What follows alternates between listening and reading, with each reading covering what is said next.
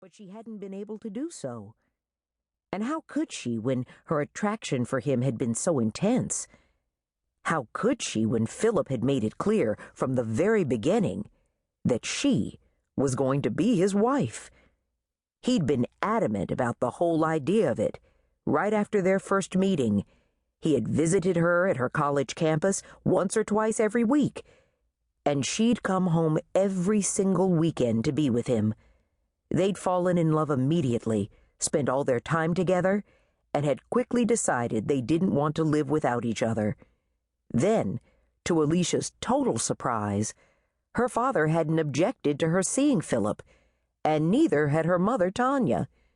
Which was strange, specifically when it came to her father, because he'd always been so overly protective of her when she dated, partly because he didn't want to accept that she was a full-grown woman, and partly because he didn't believe any man was good enough for his daughter. But that was then, and this was now, because today her father was standing proudly in an Armani tuxedo, smiling ear to ear. "So, are you ready, baby girl? Ready to make a lifelong commitment before God and everyone else who loves you?" "I guess so." "You guess? Don't you know?" Alicia sighed. "I guess I'm just a little scared is all." "That's understandable. But as long as you love him, you'll be fine." "You do love him, right?" "I do, Daddy. I love him with all my soul." "And he definitely loves you. No doubt about it. I knew it the first time I saw the two of you together." Alicia smiled, and her father kissed her on the cheek. "And I love you too. You're getting married today, but you'll always be my baby girl, and I'll always be here for you. You remember that, okay?" "I will. And I love you too, Daddy. I'll always love you no matter what." Tears filled her father's eyes, and just then the double doors slowly swung open. It was time. The harpist and flutist played their instruments softly and beautifully, and Alicia saw Philip standing at the altar, waiting patiently.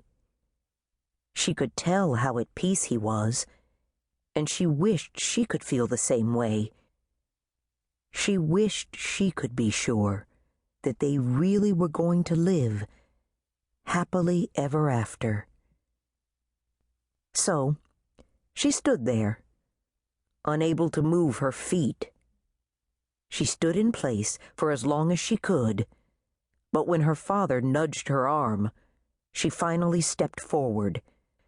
The church was absolutely gorgeous, and, based on everyone's facial expressions, so was her pure white, sleeveless ream ochre wedding gown, made in silk satin at the top and tulle at the bottom. The top was covered with a finely beaded overlay, and the multi-foot chapel train trailed gracefully behind her. Her mother had begged to differ, but this dress had been a steal at $5,000, and Alicia was glad she'd chosen it. She was glad she had a father who thought she deserved the world, a father who had generously given her a $100,000 spending budget to cover her wedding and reception expenses. He'd talked a lot about how she was his firstborn, and how he wanted her big day to be something she could cherish for the rest of her life, and she was happy to say the setting couldn't be more flawless.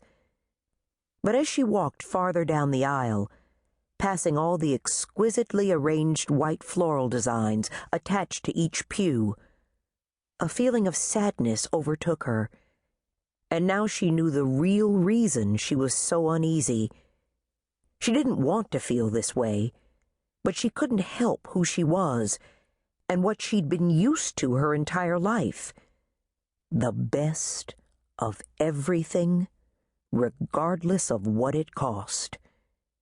What she wished was that love could simply be enough for her, and that designer clothing and other luxury